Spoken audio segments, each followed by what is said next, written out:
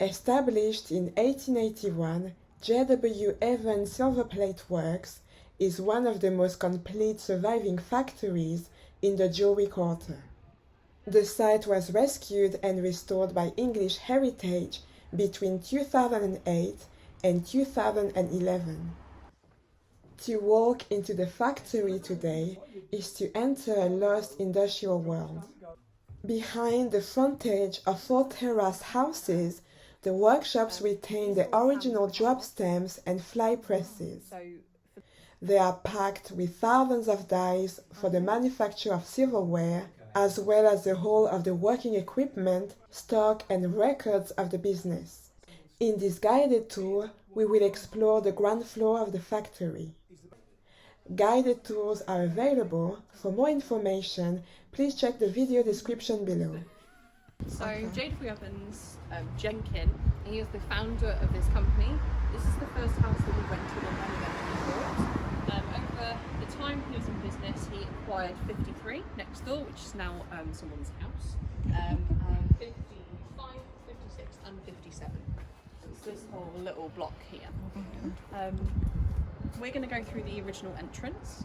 Before you go in, I just ask that you kind of keep your bags as close as you can, if that's possible, and ask that you don't touch anything, if that's okay. We have a leave as is collection, which means everything has been left as we found it, and just not touching things helps us preserve the collection a little bit more. All right? If you want to come on in.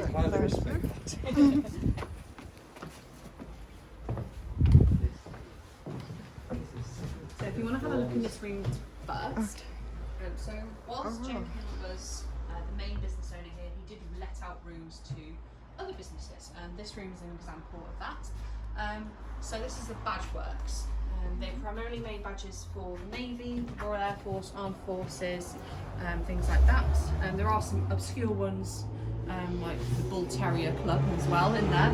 But if you want to have a nose, you can clearly see that the home life and work life were really meshed together here.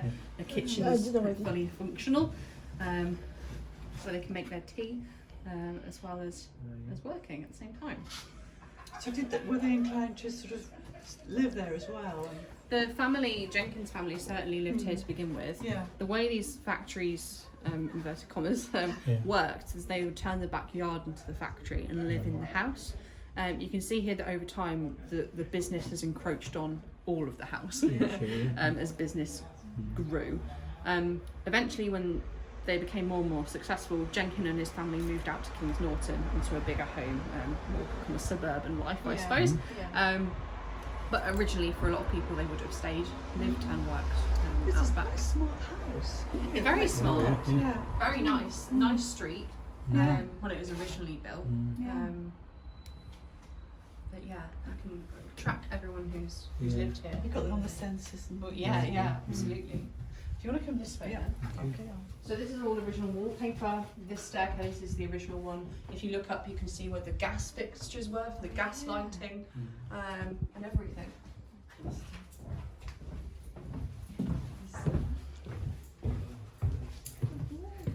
you want to have a little look in that room there. So this room is the packing room. Can I go inside? Yes, you can go inside. And it's also a shrine to Aston. Oh yeah. Well, well. Dangerous territory in this one. But people would often work here for generations. Certainly in the beginning, your grandfather worked here. His son would work here, and then his son after him. So generations of people, and they would stay. So we know Jenkins was a good employer because people liked to stay here and continue to work for him. And he clearly allowed the subsequent owners, Tony, who's Jenkins' grandson, in the 80s and 90s, when this was most likely plastered on the walls, he allowed people to put their stamp on it because it's their space. Next door in this room, you can see more of the original wallpaper and the original delivery cart. So this little wicker basket cart here is over 100 years old. It's the original one that the boys would have taken out, and they would have taken it around the neighbourhood doing their deliveries. This craft, it's fantastic, isn't it? Yeah. A lot of people question whether taking that out as a child would have been safe, but of course the community is so tight knit. Oh, Everyone yeah. knew if there was a stranger about Yeah. or if there was anything suspicious going on, so they were completely fine. It's like you know, anyway, the cottage industries would step up. So you almost live, eat, and breathe, and Yeah. you know, somebody does this, and you take it down to the Yeah. person you're working for. Very But similar. it is your home and your community and everything. Mm. Or the same church or whatever. Yeah, Yeah. of course. So you've got like a glassish roof for obvious reasons, but it wouldn't have been like that originally. It would not. I mean, it's difficult to imagine how it would have looked originally because there have been so many wall removals and changes and they've knocked through. But this is the original kitchen, so I'm guessing there would have been some kind of alleyway out here to the backyard. But of course they all merged together. If you want to have a look, the original fireplace is still here as well. Jenkins' wife, Louisa, grandparents of Tony Evans, who passed it on to English Heritage, he says he still has memories of Louisa cooking on this fire. So it was, you know, way back when. You know, some tea. You can see quite a mishmash of modern and very old. This was a working business up until 2008. God, that's unbelievable thing, isn't it? Obviously the scale of industry was dropped significantly. Yeah. Here they produced a lot of tableware. After World War One and the decrease in desirability, I suppose, of domestic service, people couldn't afford it. And putting it bluntly, the rich people didn't want to polish their own silver. So that was a dying trade, unfortunately. But they saw themselves through to the recession in 2008.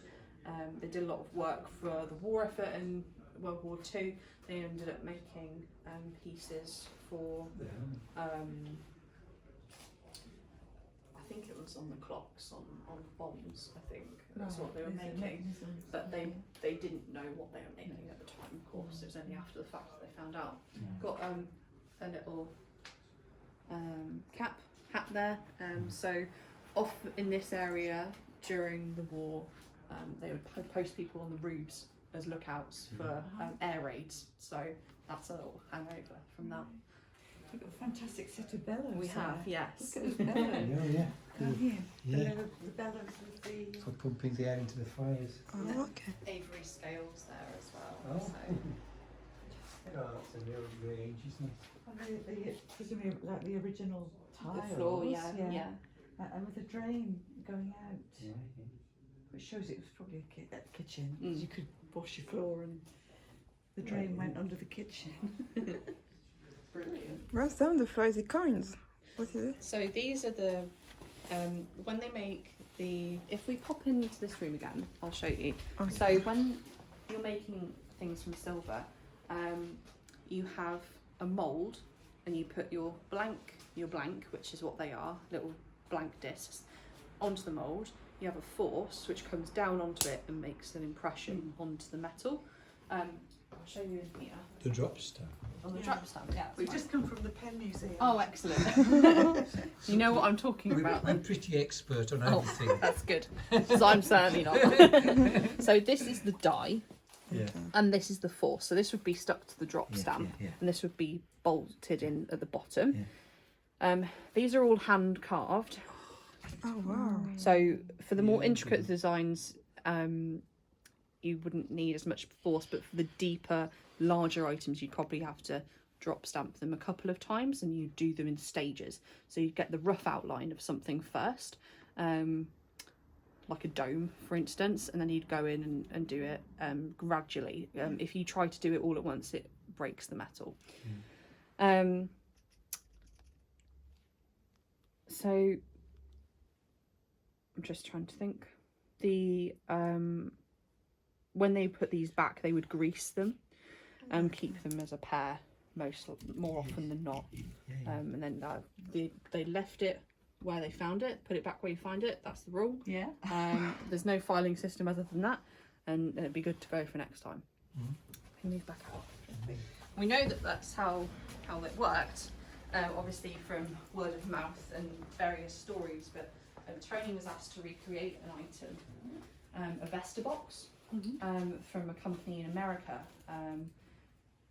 that was in the shape of Joseph Chamberlain's head. And they came to him and said, we've got this, can you make some replicas for us? We'd like to mark our centenary. And he said, I'll go away and have a look. And within half an hour, he'd found the original die, all of the tools, and all of the equipment he needed to make another one, and it was all greased and ready to go. So he rang them back and he said, yes, I can make you some, and he did. So Amazing. it's fascinating. It's fascinating that they can just sit on a shelf for 100 years or so, and then someone can come back in and make another one. And as long as they're all where they should be, there's no problem. That's the rule. Got to put it back where you find it. So through here is the pickle yard.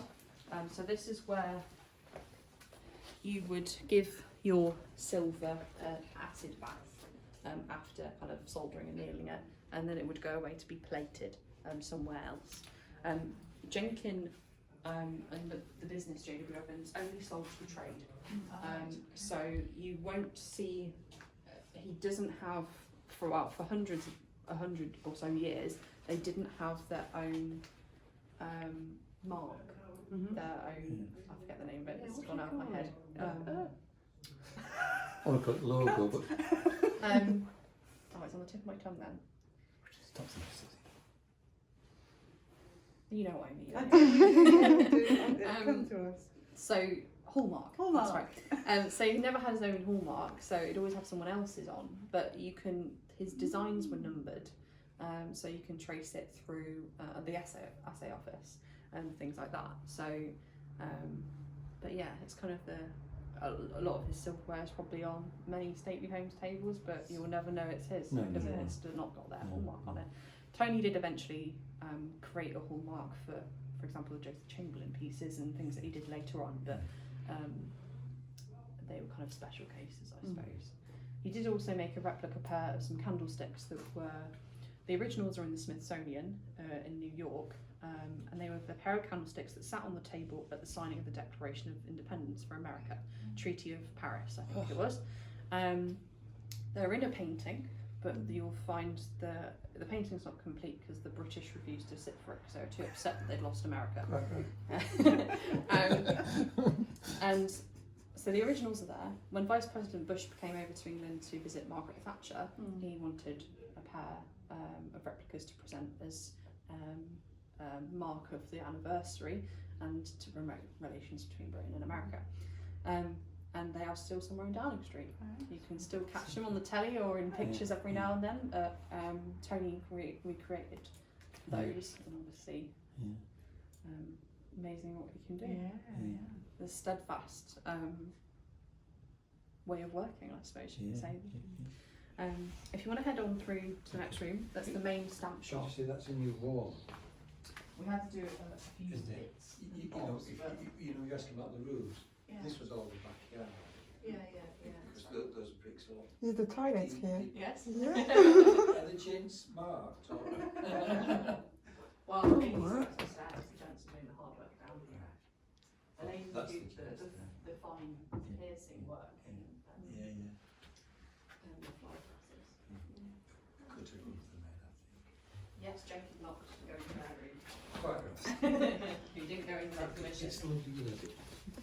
How can business people think they're going to make things and make money and be nasty to their employees or to alienate them in any way? It's ridiculous, isn't it? Yeah. They still do, I think, don't they? I think it's testament to how long the business lasted. Absolutely, that they were good business owners and good employers. Loyalty. I was saying earlier, you'd have generations of families work here and wanted to work here and who wanted to stay. Even Margaret, who you'll probably see in a couple of rooms' time, she worked in the offices here for Tony, and she still volunteers here because it means something to her. It's your life, isn't it? Yeah. So A lovely old sink as well. the more you're here, the more you see, honestly. It's a really old-fashioned Victorian sink. Cool. I can't do this. Yeah. Very nice. Stone sink. But he was really Cool, he was a tub when he Aw. said he really did. I think that's the coal bunker. Yes. Yeah. Hey, it's fantastic, isn't I love these backyards. It's like the back-to-backs kind of stuff, Yeah. isn't it? The whole back-to-back Yeah. thing. we've got that area outside to toilets and washrooms. I've got working. Have you visited there since they've reopened? A few years ago, Mm. I mean, was it 3, 4, 5 years Probably ago? longer, much longer. 10 years ago. Well worth a Yeah. visit, 'cause I Going think again. they've added a part, and I know they were closed over the winter because they were redoing their, sorting out their chimneys and things like that, but yeah, well worth a Yeah, look. yeah. Yeah. Do go on through. Yes, I thank think you. Reggie's got friends back now, so I'll pass you on My to mum was born in when I was Really? yeah. Hello. Hello. Welcome. Let me. Hello. Very welcome. Hello, Leonie. Is there a bin anywhere? A bin. God, look at it.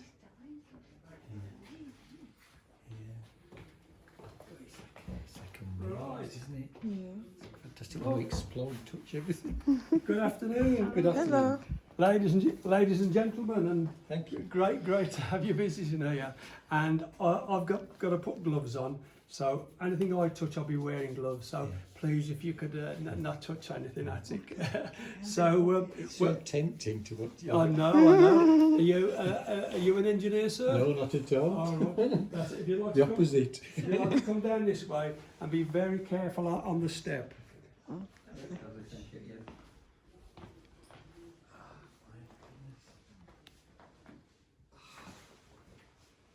So this is the press shop, Yeah. and what we've got here, we've got the drop stamps here, and then we've got the power presses behind.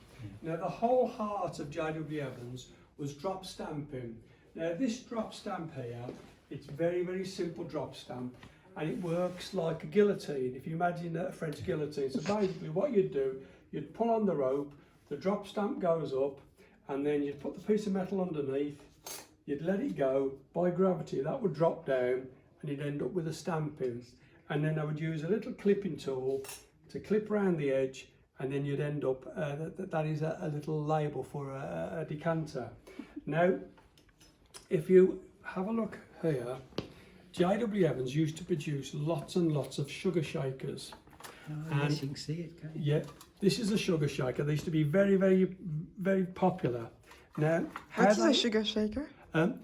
you know when you're making a cake Yeah. and you're putting sugar on, they used to just use these for putting the sugar on cakes. Ah. Yeah. It's like a pepper pot on the top. That's Oh, right. yeah. So the hole, so you can shake it Oh, over. Yeah. okay. That's it. Now, so this is the bottom die.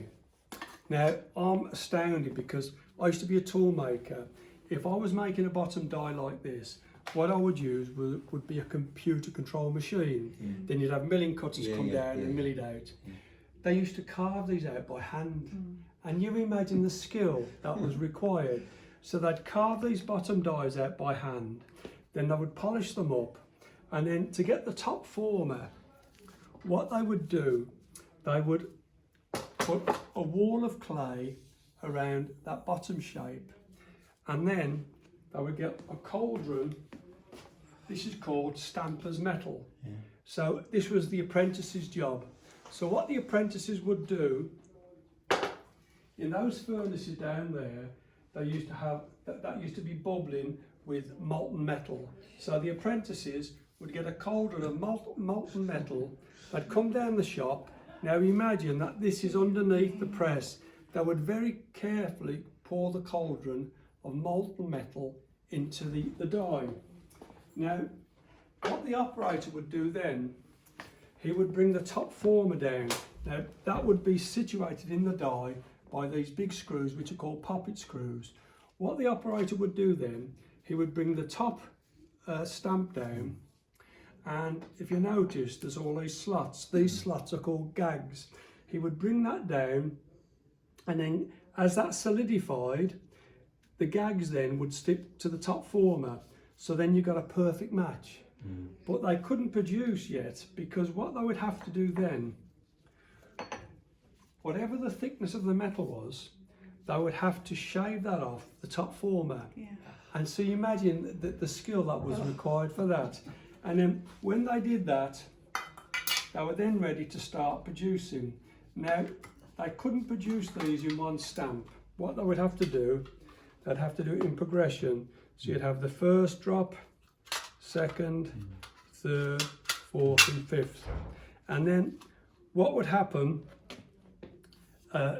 you'd have a clipping tool which would clip all the excess metal off, and then it would be soldered together. So you've got the sugar shaker. Now, if you look at the size of these drop stamps here, you imagine that in the old days, this was all manual. They used to have a pit and they would have to pull on the rope. When Evans started, they actually got, if you notice in here, we have got a compressor. It's all right. We got a compressor with belt drive, and then you would have all these belt drive machines here. So basically, when you were pulling on the rope, there would be no weight there. It would be easy to pull up, and then you just let it go by gravity, and it would drop down. If you'd like to see these in action, have you been to the Coffin Works? Yesterday. Did you? Yeah. And did you see the drop stamps in action? How amazing were they? Now, when Evans started in 1881, it was just candlelight. Sorry, not candlelight. It was gaslight. So you can imagine how dark it would have been, and lots of men did over 50 years service here. People really enjoyed working at Evans because it was never piecework. They were more interested in quality than quantity, and there were lots of fathers and sons worked here. Down on the ground floor, it was all men who used to work here because it was also manual. Upstairs, there were lots of fly presses where the ladies used to work. But if you notice this drop stamp here, I mean, how on earth they managed to lift this up before they had the belt drive system, I don't know. Now, when this was in full operation, they would have had all the drop stamps going, all the power presses working. It would have been very, very noisy, very hot, because you got the noise and the heat from the compressor, plus you got the heat from the molten metal. So it would be very noisy and very hot. You notice the floor, it's a wooden floor. These are wooden blocks which are grain on. Now there was two reasons for that. It's a wood. Yeah. If you come up here, if you come up here, Yes, actually. yeah. There was two reasons for the wood. One was to try and absorb some of the noise, the factory noise, and secondly, when someone dropped anything onto the floor, it would dig into the floor rather than damaging the metal.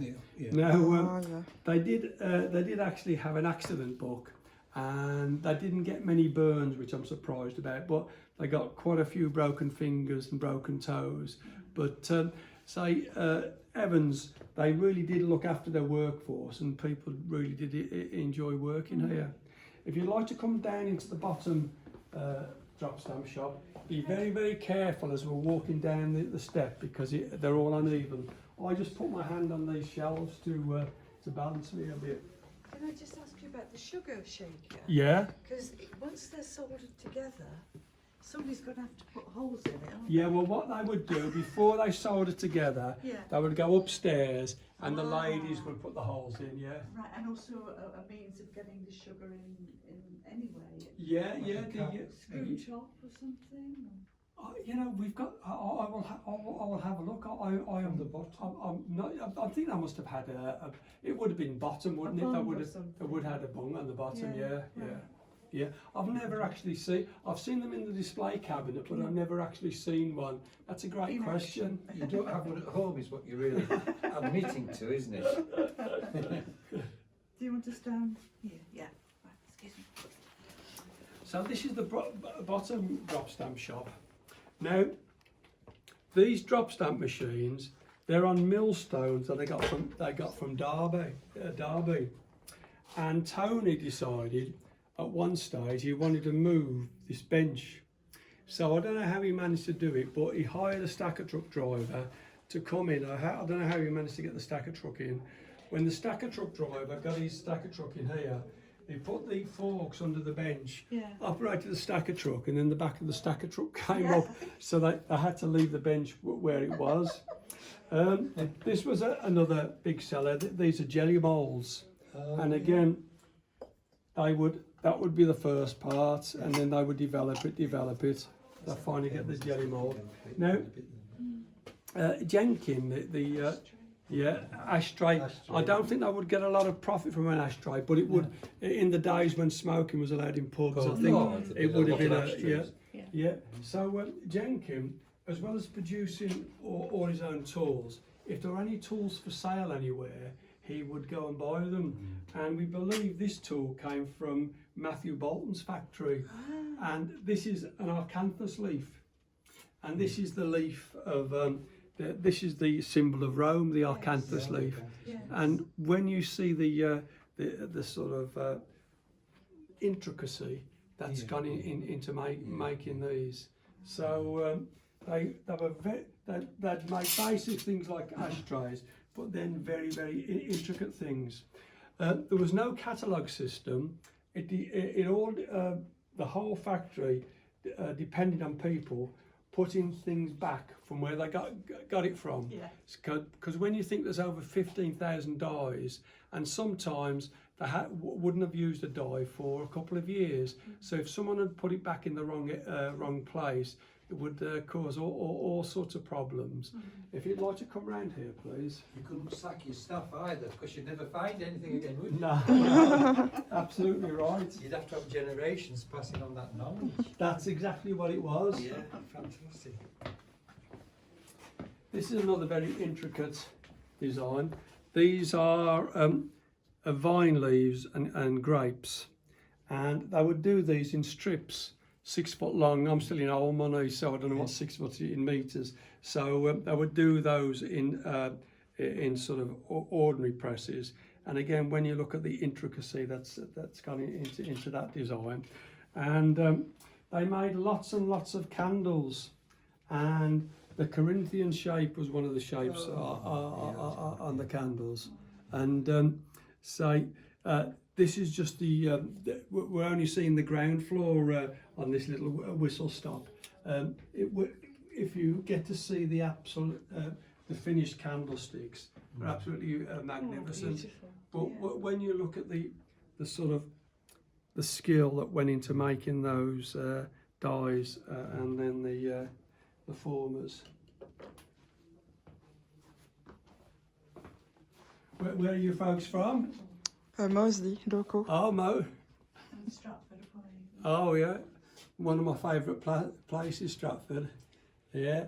Especially when I got the Swan statue working. Yeah. A lot of times you go, and we were there a few weeks ago, and there was the worst busker I'd ever heard. This lad, I mean, fair play to him for having to go, mind out these nails. But He's going for the sympathy vote. he must have been. The stamps are fantastic, aren't Yeah, so we're trying to get the word out there that we're now open a Friday and Saturday, because we only used to be open once a fortnight, and we're hoping that the Heritage Weekend will get the word out that we're open. And thanks ever so much for coming to visit us. Brilliant. Thank It's been you. fantastic, yeah. So at some point we could come back and go upstairs. couldn't we? Absolutely, yeah. Yeah. Are you a member of English Heritage? No, lot. We used to be. Yeah. Well, you can if it's English Heritage, it's free, but you can pay. Yeah. Yeah, and then upstairs, and we've got the fabulous bling room upstairs, which has got the finished products. Yeah. And when you see how grubby these surroundings are and what was actually produced, is absolutely incredible. But that's not possible today. No. And not today, No, no, it's just- no. Okay, we'll But in future, any Friday or Saturday. Any Friday or We'll book Saturday, it and Right. and we do 3 tours a day. Right. And the normal tour is an hour and a half. Have to do Yeah. that. Yeah, it'd be great to see you. Oh, yeah, absolutely. We'll be back. Yeah, I'll be back. I'll be back. Yeah, we'll Yeah. be back. Yeah. Yeah. Okay, if you'd like to Thank go you. around there, and Thank thanks you. very much Thank you for. very Thank you very much. Great. Have a Where good were you day. a tool maker? Oh, I used to like to move around. I started off at a place called Kalamazoo, which is right by the Austin Works. Yeah, and I never worked at anywhere famous, but I was like a realistic tool maker, because while I was supposed to be making tools, I was making bits of jewellery. Alright. Yeah. You're mucking about. That's it, yeah. Yeah. Oh, it's Thank you. Bye. Take care. Thank you. that's Have to come back. Oh, yes. Our new tour guide has asked to take us out now. But she knows where she's going. Yeah. So what's your YouTube address then? Did we, I'm just gonna have a look here. Oh, hiya. Sorry, I'm the ghost of whatever passed just leaping out. We're looking for the way out. Oh, are you? Yeah. This way. Thank We'll you. end up being the ghost of the future. That's really good. Do you want? I mean, I'm happy to talk to you about some of the stuff around here. Or do you need to go somewhere? Yeah. No. Let's do it. Oh gosh, no, I can do it. Oh, this is fascinating. This way then. Oh, yeah. We'll while away some minutes. We've been in. You've just seen Brendan, yeah? Yeah. Just come out of We there. did the beginning and the middle, so yeah. Oh, yeah. This is more electronic looking, isn't it? Yeah, we start in sort of the 1880s and then work our way Yeah. forward. We get to the stage, I mean, it's not open today, but when you actually go back into the house. Yeah, we're going to come back for that. Yeah, and it's the scary bit because actually a lot of it they've kept as it was in the 1970s and 80s, and it's what I remember when I started. And it's when you start to think, my goodness, I'm part of history now, you know? And that's the scary bit. So the reason why I wanted to show you this bit really is that they say one of the things is that they didn't build Victorian houses particularly well. But if you think about it, I'm not going to go through what Brendan said already, but the amount of pounding that it took in there and the amount of hours and sure. I mean, if you look at that window, which is the original window, it's not moved in 150 years. They've buttressed it at some stage, but just, you know, everything else is an engineering feat. But just to actually keep the house standing is an engineering feat. Yeah. I mean, the only thing that English Heritage have done structurally really is replace the roofs because the water was just coming. It's like I mean, you know, it's like at home. If you get water coming in, it's just it's a killer. Absolutely. So what they did was the roofs, electrics, because obviously dangerous and a fire system. But they've tried to leave everything else obviously as it was, and you get more of a, particularly in the two that you were in down there with Brendan, how dark it was, so how oppressive it must have been, and I mean it feels hot today, and it's not. I mean, you can imagine there's furnaces everywhere. I was going to say the furnace here. Have you seen the furnace? Yeah. So they got the furnaces that the kids were using at the other end, but they got some furnaces here. They did have a tree growing out of the wall there as well, but we don't have green because it's industrial, so that had to go. I think the only green in the whole of the Jewellery Quarter is the cemetery, which is probably the place that you don't want to end up really. So I'm going to literally just show you a couple of things in here. Thank you. So you're right, this is a bit more modern, if you can say that, than Brendan next door. So, my gloves really, I haven't got any gloves. This is basically a lathe. Yeah. And what Brendan was showing you was the pressing. but that was tended to be done from either squares or rectangles, so that would be the length of your candlestick. Here, what you're trying to produce is the base of a candlestick. So to give yourselves a head start, what you would do is you would get the original piece of metal that had been cut out around, it would go on there, and then it would come off like that, and then it would go back in there, and then they would... So basically they're giving themselves a head start to get from that to that. Yeah. And the way that we do this is, this obviously is a lathe, so it's effectively working like a potter's wheel. Is that piece of black metal would go on, and then they would use these to mould it. So you can imagine the guys that you would see, because it's such a big manual thing down the pub, would be the ones that have got really Arnold Schwarzenegger right arms, because they would need it for that, and their clothes would be completely ripped and they'd have calluses and stuff like that. But the real skill in here is because they needed to be productive all of the time, they never stopped the machine. So you can imagine this is spinning at a rate of knots constantly. So the skill is to get a blunt piece of metal on there, do what you needed to do, and then get it off without stopping it and without losing. Because you can imagine with that coming off, that isn't going to give you a scrape or a scratch. That's going to cut your finger off, isn't it? Well, the story is that their health and safety book had very few injuries. I think it's got very few injuries because nobody got any fingers and thumbs to be able to write in it, I would have thought, because they're going to be taken off by this thing. I mean, it is, you know, it's just unbelievable. And again, Brendan, I'm sure, has mentioned about the kids in there doing the molten. Yeah. I think we're probably a bit generous by saying they were apprentices. Basically, kids were just cheap labour. Yeah. And I suppose the parents worked here, so they knew that they weren't going to get any trouble because the mum and dad would want them to stay working here, and they'd probably get a quick clap around the ear hole if they did anything. But the other thing about kids is that they were cheap and they were small. So if you look on the floor down here, we've got all of this waste. That's effectively the stuff that's come off your lathe. And while this was still spinning, the kids would be expected to go underneath, collect it all in, and then it would go back into the furnace so that they could reuse it again. I'm sure that health and safety officers been on this tour that are probably still in therapy, to be honest, because you know what it's like. Anybody that gives you a health and safety talk at the beginning of a tour, everybody just switches off and think, oh yeah.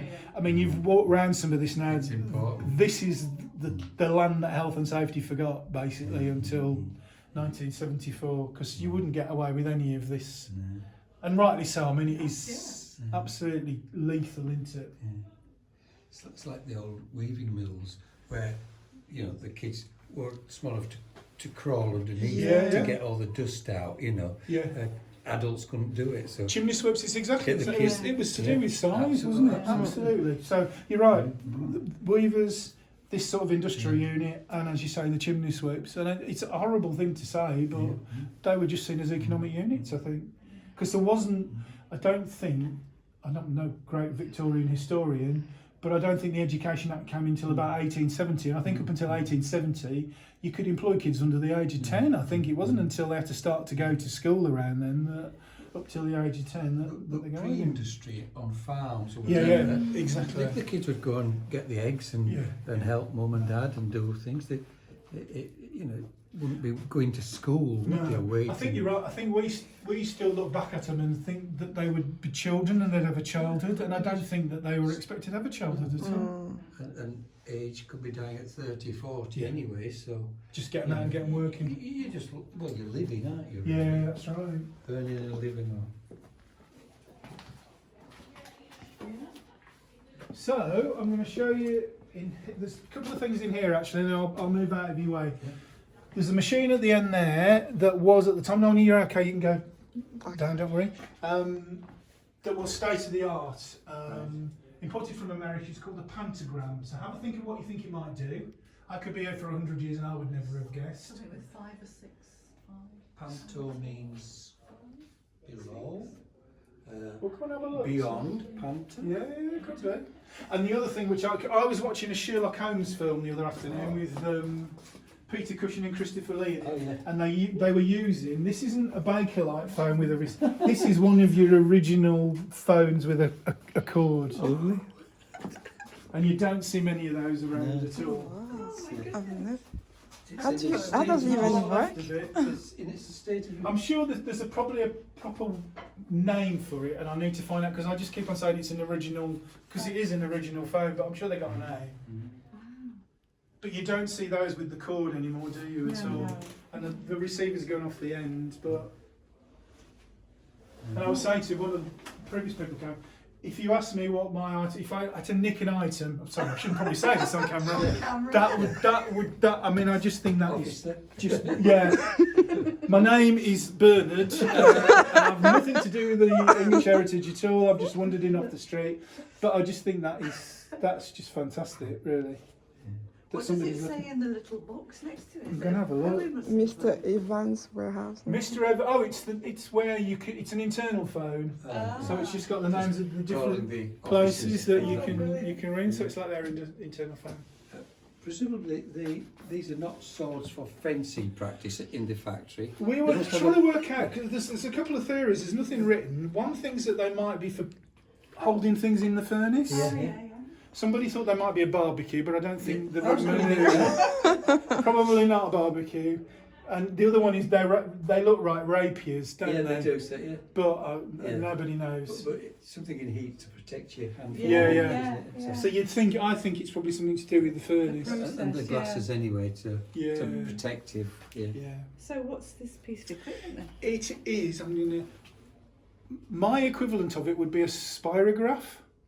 that you put something on it and then you can scale it up and scale it down. So from the original dies in there, you'd make whatever the object was, and rather than have to go in and do it all again but bigger or smaller, they'd bring it in here, turn some whistles and bells, and actually it would then scale it up or scale it down again. So I suppose in modern terms it's as close as you can get to a 3D printer, I suppose, but from my generation it's spirograph would be. But Panda means big in that sense, and a gram means to write, so Yeah, so I that guess would it's make sense, wouldn't writing it? bigger, that kind of something like that. But scale up or down. I think. So in the electrical things as well. so there's also, I mean, you can, I mean, if you just look up in the ceilings, I mean, I've got no idea what half of this stuff is, but I mean, they're all, it's all things that have, it's like a stratum of rock, I suppose, in a way, really. Is it, if you think of where Brendan is, that's the base, because that was where it started in the 1880s, and then you come up. When you end up in the office at the front, which goes up to about 2000, you've got layers of history as you go through, which is a fascinating thing. Oh, brilliant. And that looks like a phone bell up there, doesn't it, or something like It's that? probably associated with that, so yeah. they can ring them. Yeah. It's phenomenal. It's like a door handle. Oh, that is. This is. You can see it where it bolts onto the other side. You can see the other side. It goes through the wood. Yeah, that's rather nice. It's, I mean, it's lovely that it's untouched. It's unique almost, to be honest. It's unique on two, I think you're right.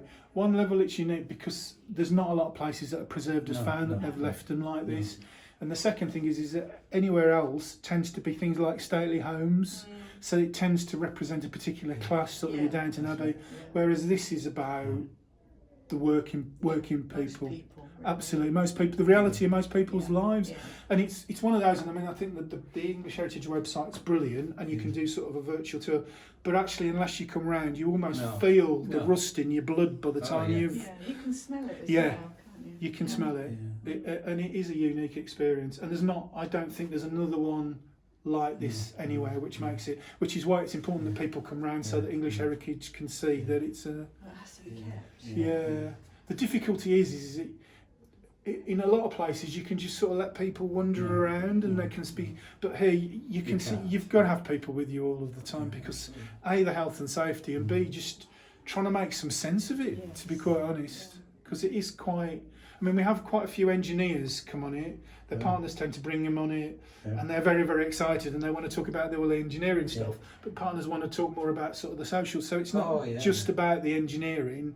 It's also about what it tells you about working class lives in places like Birmingham. Yeah.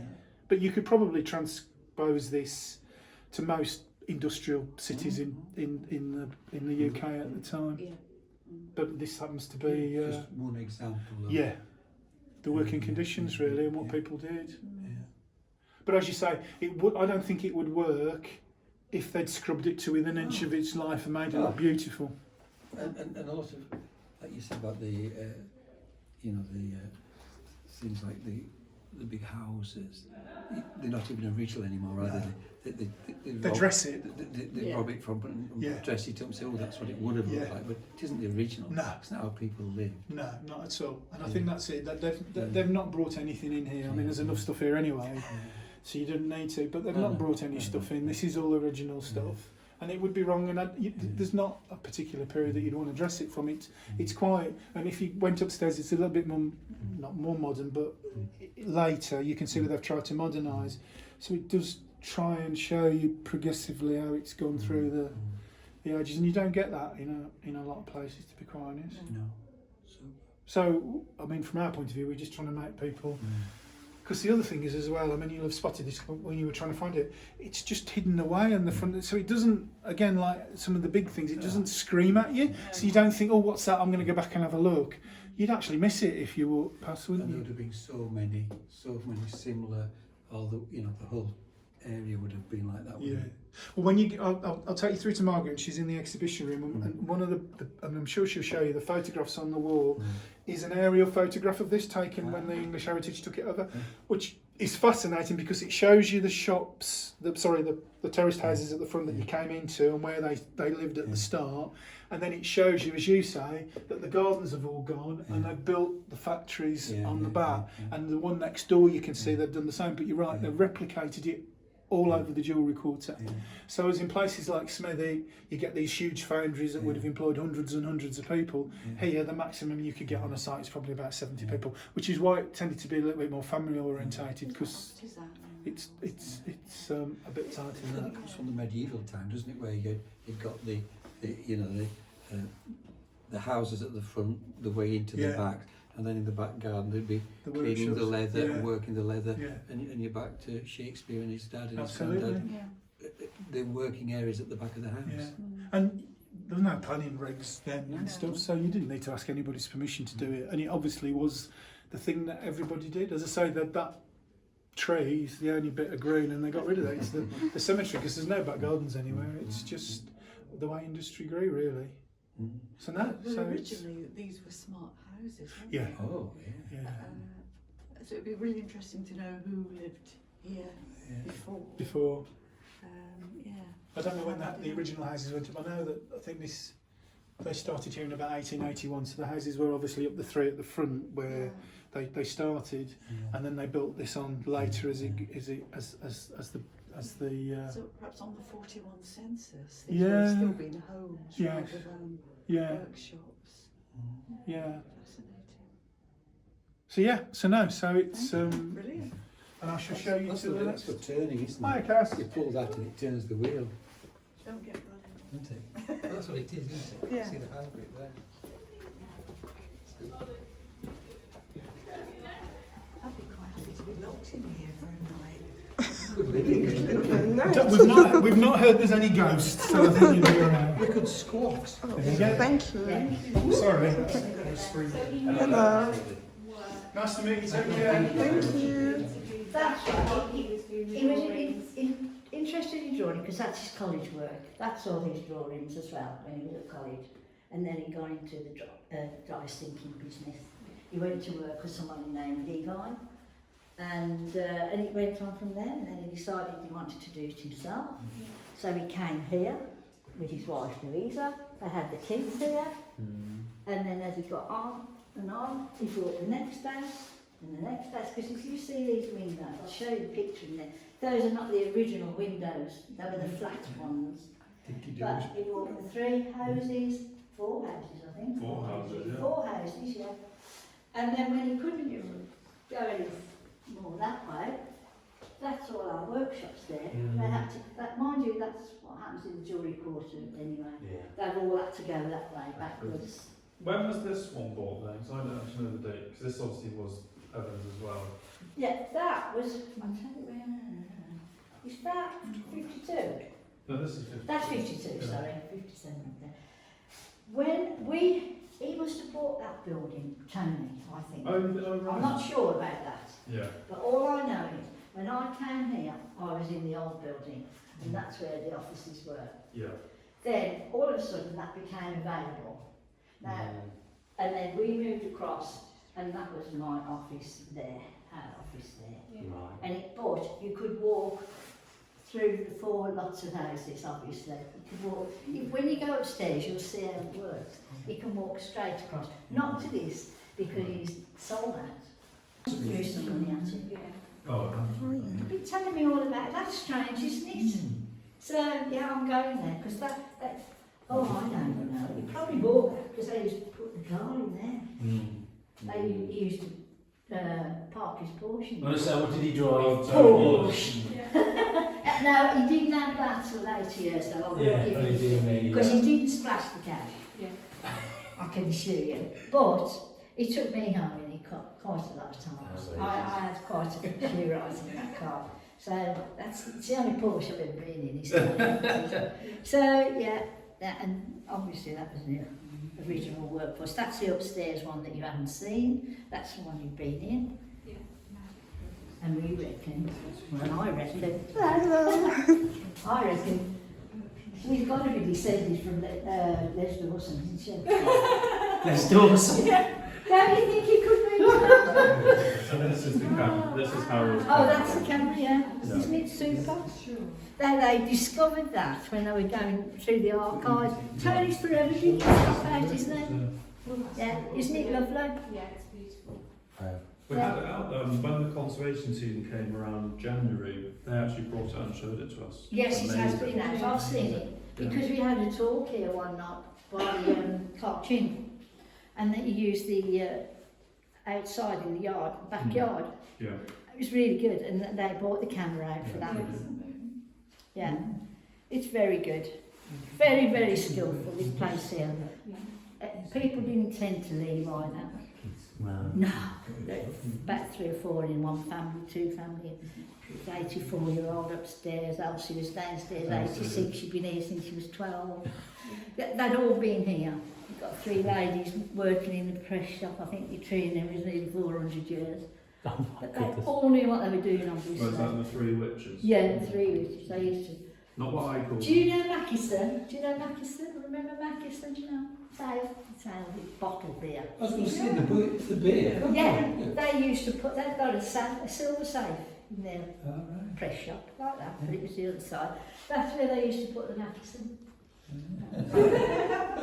They kept it in the safe. I kept it in the safe. Yeah. It must have been fun. No, it was the only place. I couldn't leave it round the benches, could you? So, and you could always smell the stew going because they've got one of those, you know, those pipe fires that you got a lid on the That's top. a stove.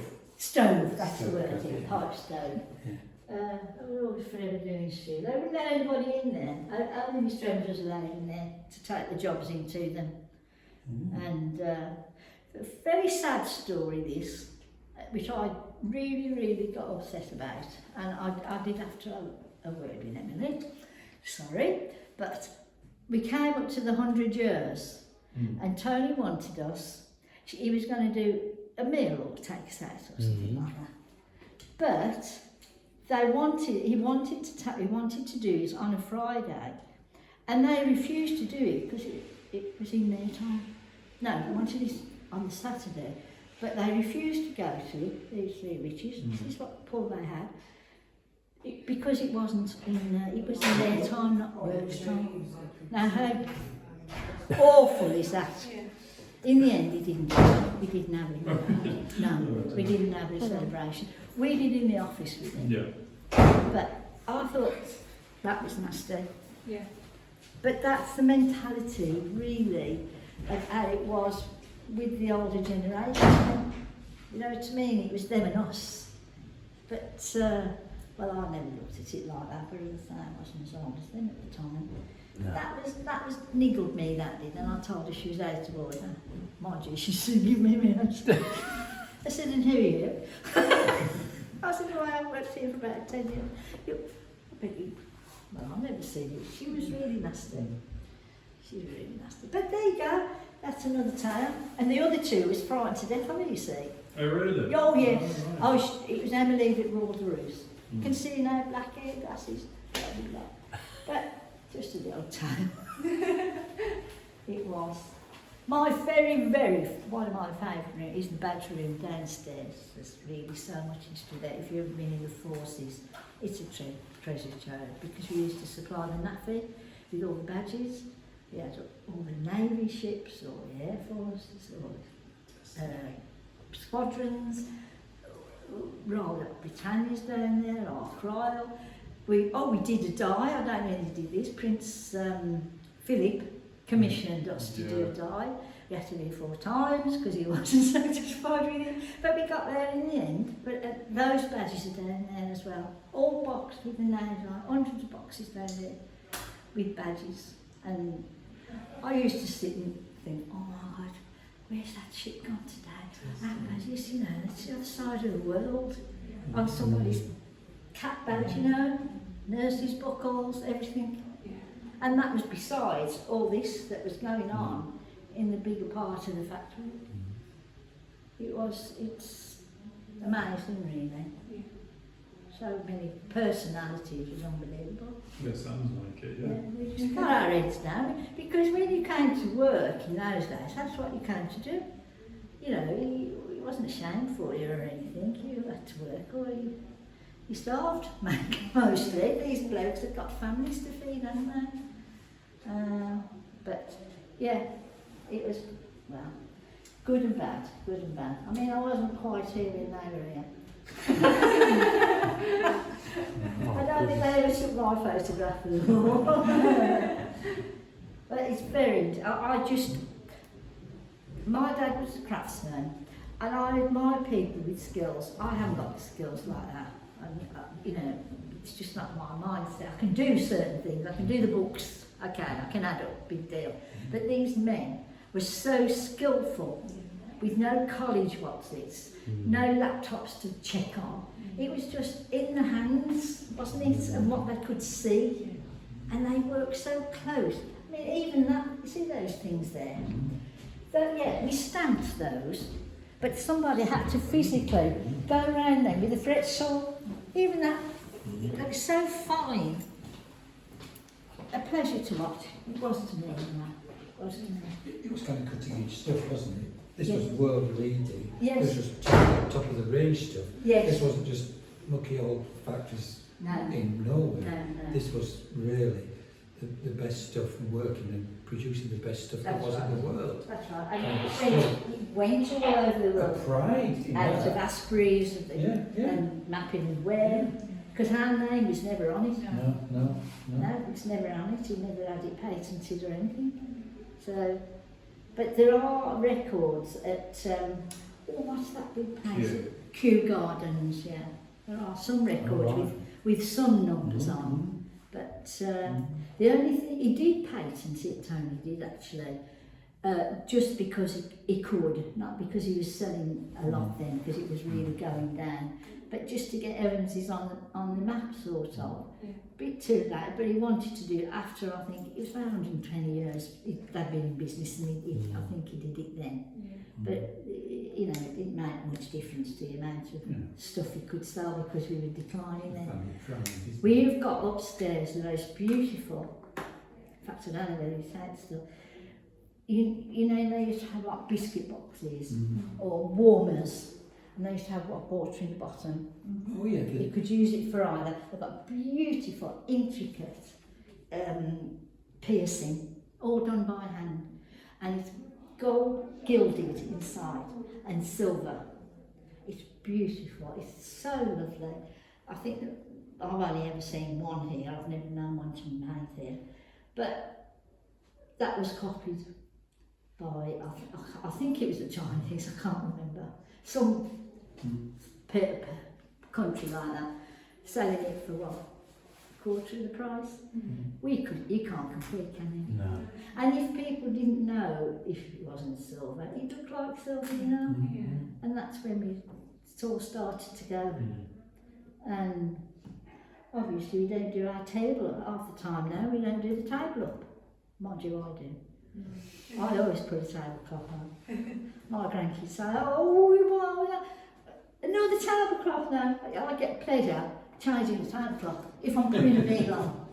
And I never see the same one every 6 times, you know what I mean? I don't know the time of the life sorting my house out when I'm going to know somebody will come along. But to me, that's what it's there for. Yeah. You know? Do you know what I do as well? I never use the same cup twice. Because I like to drink out of cups. I've got to tea in that one stuff. I think I'm crazy. It's getting there. I'm on the verge. Today when you said you think you're crazy. I know, but he didn't deny it, did he?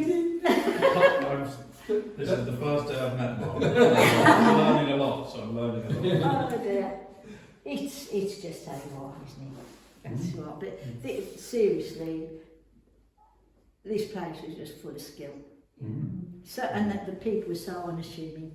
Yes. It was just a job to them. Yeah. And the poor people, as I say, put it on into, I mean, these lads here, this was before the First World War, a lot of them didn't come back. Lots of stories about that. And do you remember Phil Silvers? Yeah. Well, Harold took the foreman from here to America, because he started up in his magical thing, and he went to get his fortune, and they sat playing cards with Sergeant Yorko on the train, and that was the foreman from here he took with him. Good for him. And he also, what else did he set up?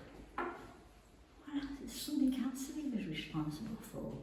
magical, set up the Birmingham Magical Society and something else with, and all those things, with that camera that Jacob's just shown us. Yeah. Oh, there it is, yeah. I mean, you wouldn't think that was 100 years old, would you? Well, it wasn't, was it? No, almost. Would you say almost? Yeah. It's beautiful, isn't it? It is. And the tripod is up there as well, isn't it? Yeah. Yeah. Yeah, I think. Well, it's so upstairs that we can't even see it. It's in the archives. Oh, no, it's not on general one. Yeah, no. Do you know, all the time I worked here, I went up there twice. There's no need for me to go there. I only asked to go because I had to know what was up there. I said, can I ask? And if you don't ask, for that. you don't get. So that's it. I mean, there's loads and loads of handwritten letters and stuff like that.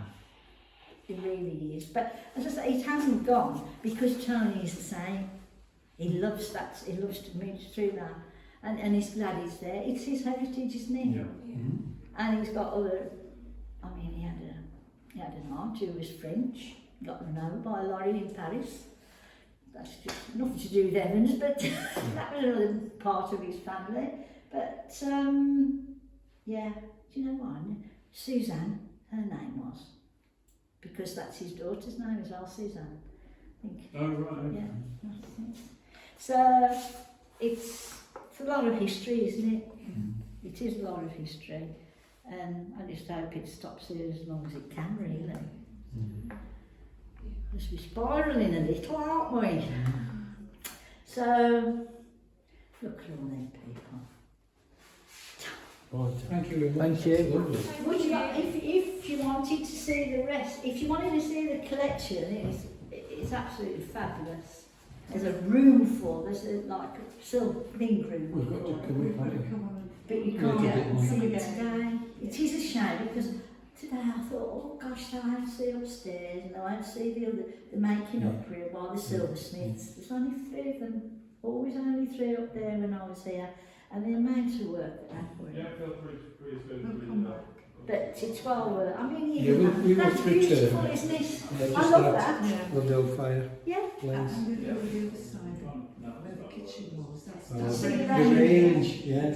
I used to blacklead my land. It wasn't as big as that though. No, that was a smart. That is beautiful, isn't It it? is, yeah. Wouldn't it be a pity if that? And the tiles. Yes. And then the drain, there's a drain. Yeah. So the drain obviously runs right Underneath. The Victorian, well, even before that, I presume, Yeah. waterworks things. I was saying I'd love to get locked in so I could have a mooch through all the whole. Well, if you kind of turn, I'll turn my back. Because I agree with you, you've got to know. If you want to see it, you want to see it. Just, all I'd have to say to you is, which I keep getting into trouble, please don't pick anything. No. But it's the most natural thing, isn't it? It's the most natural.